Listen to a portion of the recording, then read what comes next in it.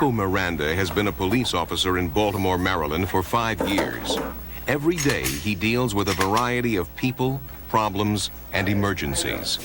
Burglary dwelling. We're expected to handle over 100 calls a day for 5 patrol cars, 5 police officers. So we do the best we can with what we have. Pried open the rear door. The public, they dial 911, they expect to see a police officer show up or a firefighter show up or a medic show up. They don't want any excuses. When you dial 911, the clerk or the operator, the first thing the person says is police, fire, ambulance. 26, I'm right around the corner, 10-4. So automatically when a situation arises, whether it be medical or a criminal, we're both dispatched at the same time. What's the medic number? But sometimes the people don't say what's really happening. So they send police first to investigate, and they tell us to advise on the ambo.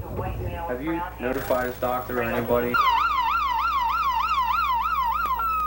Life-threatening things aren't uncommon in this line of work. When you're out here, your heart's pumping, the siren's going, people are screaming.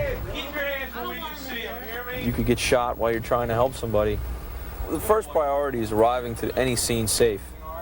The next priority is to assess the situation, to see whether or not medical attention is needed. He's just intoxicated. Oh, you gotta sit up, partner. And then from there I can judge whether or not my police ability has to come out, or the training that I have in my first responder course through the academy should come out before the ambulance gets there. I had a victim when I used to work on the west side of town, had a gunshot wound to his chest, and he was losing a lot of air through his chest, and I found the first piece of plastic I could find. It wasn't exactly sanitary, but it did the job, and medics told me if I hadn't have done it, his lungs would have collapsed. But it's just that kind of training that I got from the academy that helped me in that situation, because I wouldn't have known the first thing to do.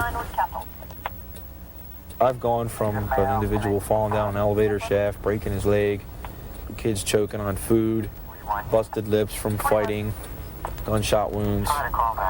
You name it, it happens.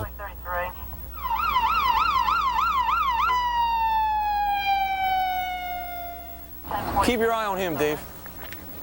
My own personal safety and health is always at the top of my list, because we're so exposed to blood and needles from syringes and things with all the drug activity going around in the 90s. You're almost scared to really help somebody, but you know that in the job that you're in, you have to help them. Plus, I've always wanted to help people. There's no better place to be than where I am now to try and lend a hand.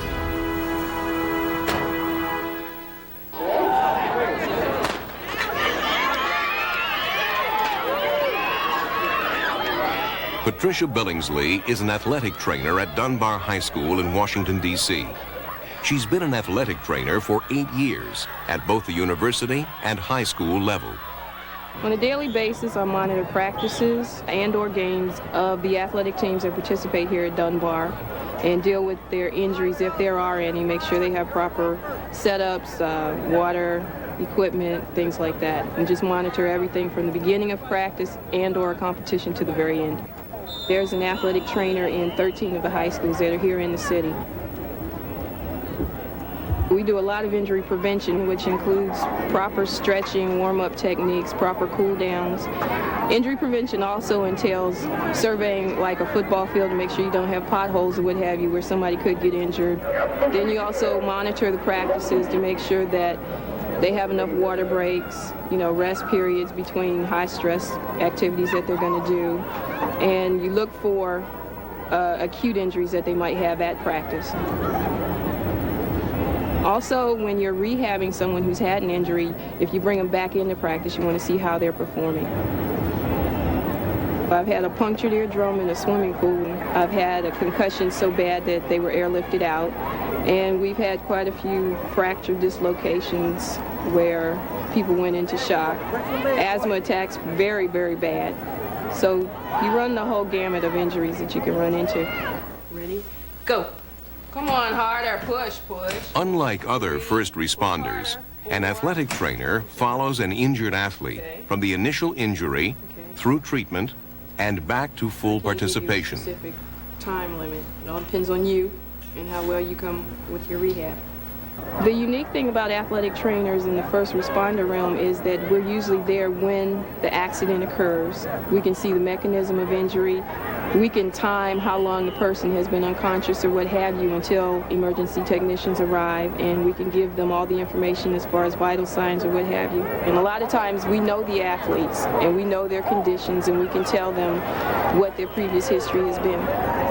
A lot of people are starting to realize that athletic trainers are needed, and when you can get an athlete who's injured to go back to full participation, that's one of the greatest things you can ever see.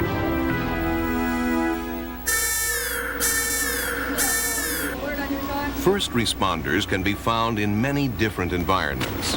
These volunteer employees are part of a team called the Emergency Brigade at an Allied fiber plant in Virginia.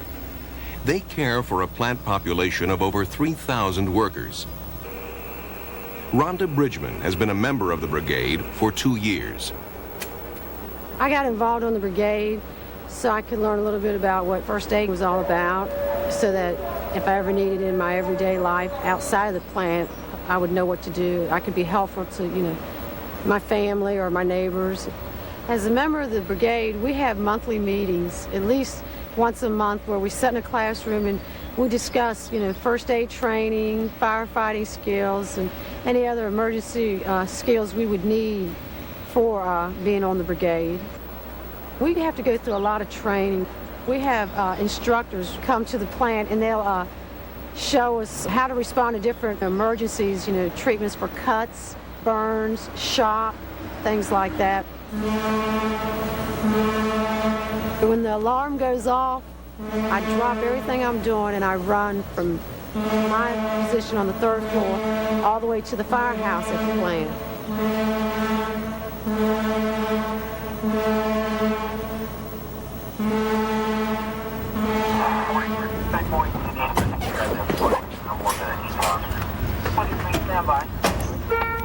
And then I get on the back of the truck, and our driver will get on the radio and call in, and they'll tell him where we're going and what we've got. Whenever the alarm goes off, I just keep my fingers crossed that it's nothing real major, that no one's hurt real bad. I mean, I feel for that person, as if it was myself. I just don't want to see anybody get hurt. One of the patients up here, okay? We got a broken arm and some severe laceration for the left arm, okay? What happened there? I've never worked a factory job before till I came here, and I did not realize the dangers that are there if you're not careful. You have to be safety conscious. You have to be aware of what's going on around you and what you're doing. You can't daydream when you do some of these jobs because you're going to get hurt or hurt somebody. Yeah, I need somebody else. Being on the brigade, I feel like if anything was to happen, we're right here at the plant, right here on site, and it's a lot faster for us to get to the incident than to call for, the Chesterfield County Fire Department or an ambulance, even though they respond quick, but we're right here and we can get to it a lot faster.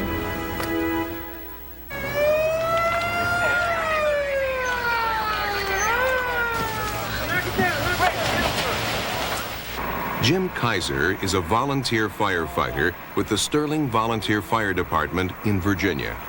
He's been a firefighter for 22 years. The idea behind fighting fire that I always heard one instructor tell people was you're there to save property and lives.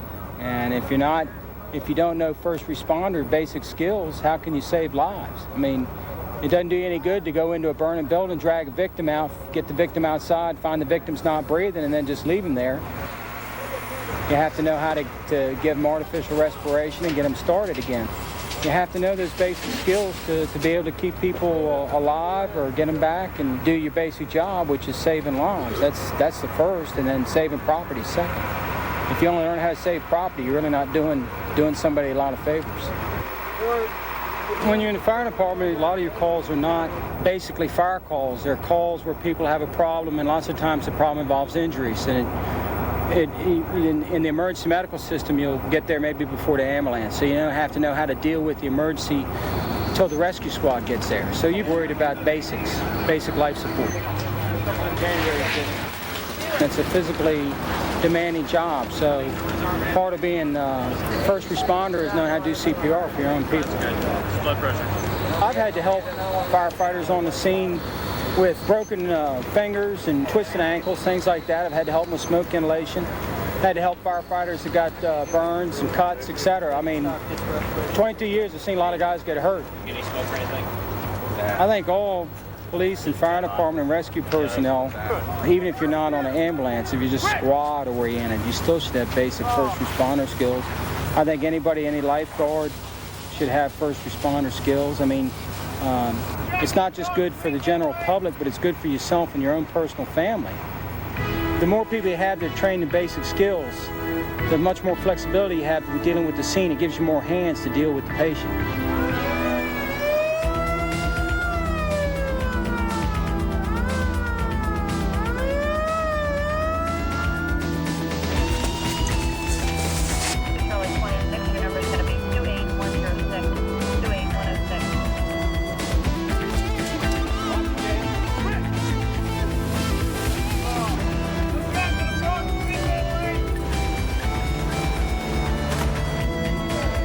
The first responder, a vital link in the EMS chain of survival. Your actions may make the difference between life and death.